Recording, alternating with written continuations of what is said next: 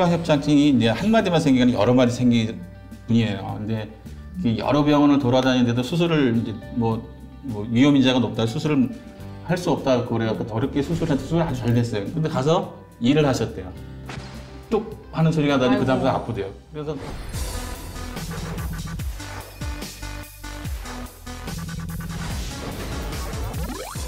남만 닥터는 김사부, 신경외과 의학정보는 신사부. 안녕하세요. 의사 출신 기자 동아일보 이진한 의학전 기자입니다.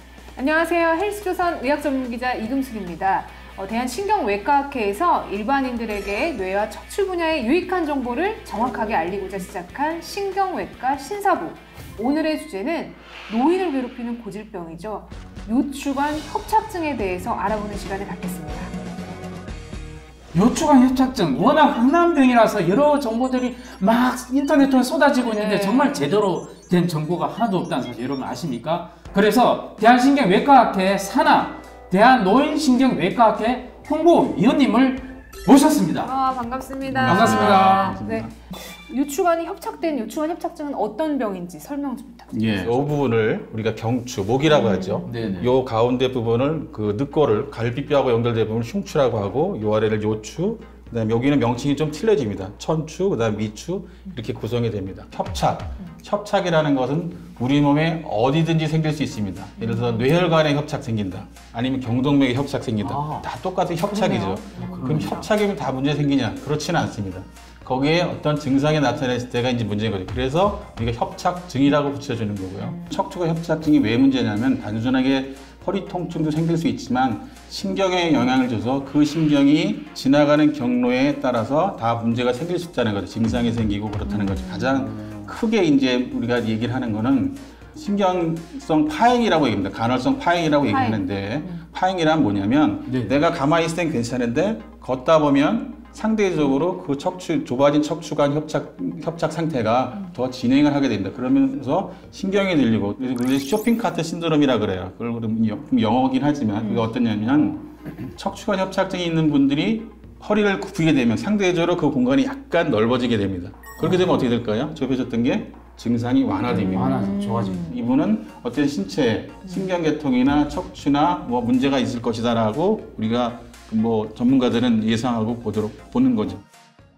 이 요추관 협착증 진단은 어떻게 하나요? 가장 중요한 거는 그분이 어디가 아프고, 그 다음에 악화될 때가 어떤지, 증상이 호전될 때가 어떤지, 그 다음에 급성으로 생겼는지, 만성으로 조금씩 나빠졌는지, 그게 굉장히 중요한 겁니다. 그걸 문진이라고 하죠. 그러면 그걸 객관해서 증명하려면 큰 범위가 있으면 점점 문제점을 파악해서 좁혀가야 되잖아요. 그래서 일단은 가장 간단한 검사부터 시작을 하게 됩니다. 그게 뭐냐면 엑스레이.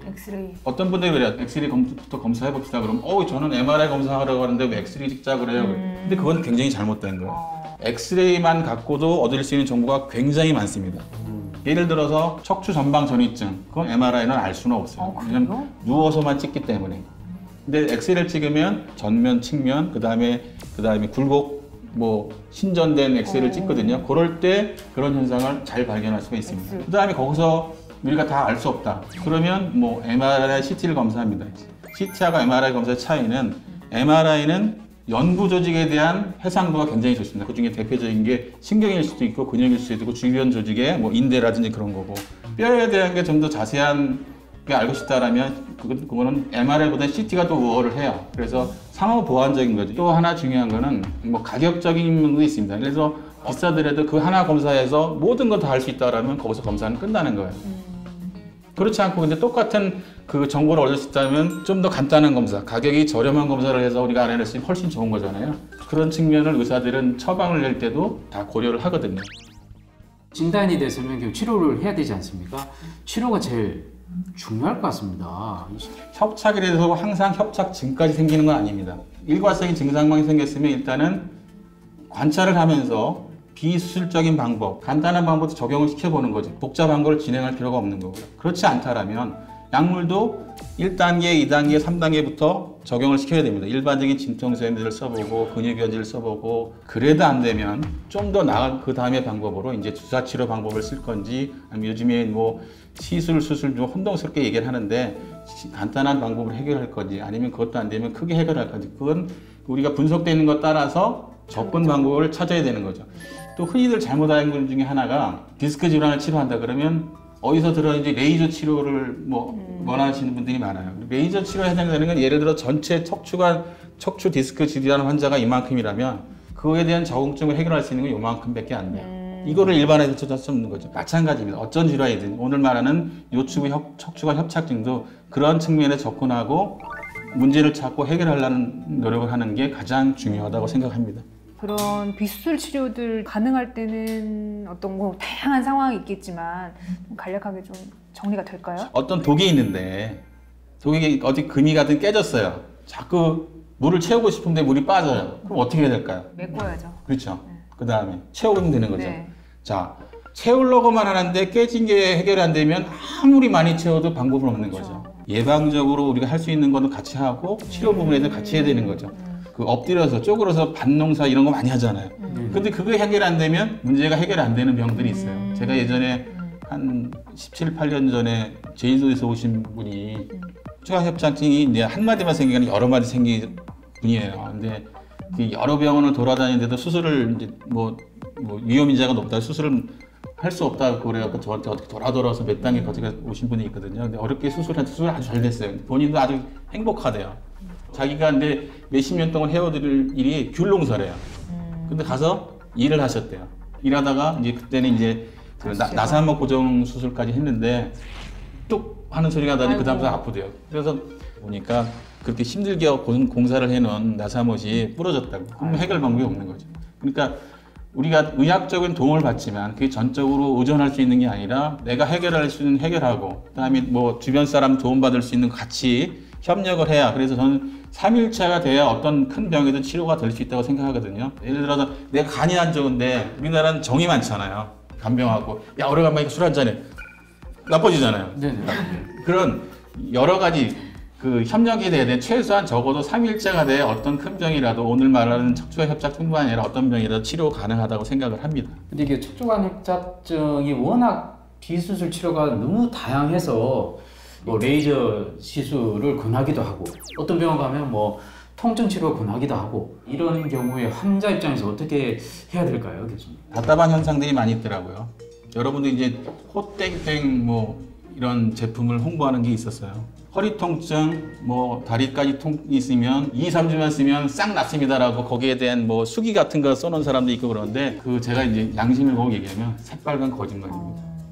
근데 그게 나이 드신 분들한테 그렇게 얘기를 하고 홍보를 하면 그게 먹혀요, 속이. 먹히죠. 수술 안 하는데. 그러니까 제가 아까 말씀드렸죠. 오늘 온 이유도 올바르게 치료받고 국민 건강을 위해서 제가 설명드리고 하는 거지 저한테 안 오셔도 돼요. 근데 분명한 건 제대로 의사라면 그런 비용적인 측면까지 고민하면서 처방을 내리고 진단을 한다고 생각합니다.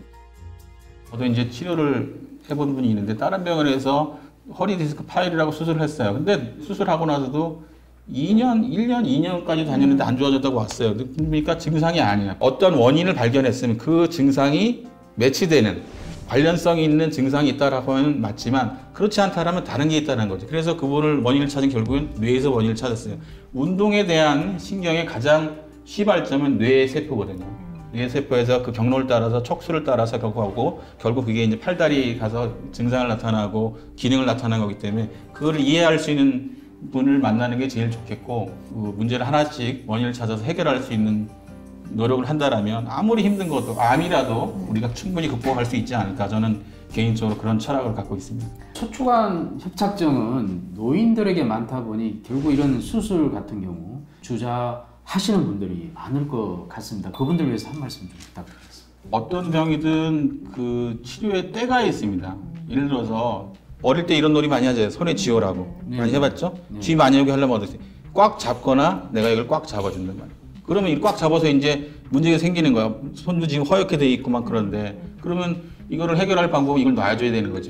그게 일단은 척추관 협착증의 신경 감압술입니다. 그런데 문제는 신경은 압박되고 있는 시간이 지날수록 그거는 가능한 빨리 해결하는 게 도움이 되는 거죠. 누가 옆집 사람이 좋다니까 그냥 뭐 따라가고 이거는 뭐 불필요한 비용 낭비, 시간 낭비, 노력 낭비 결국에는 뭐 몸을 해치는 거라고 생각해서 좀 안타까운 거를 보는 경우가 많이 있습니다. 그래서 그 적절한 때 적절한 치료 방법을 위해서 우리가 신경외과 같은 전문가들을 뭐 옆이 많이 있으니까 찾아가서 충분히 본인 얘기를 하고 상의를 하고 그런 그 신뢰를 바탕으로 치료 그 계획을 세운다면 국민 건강을 회복하는데 굉장한 이익을 담당할 수 있을 거라고 생각합니다.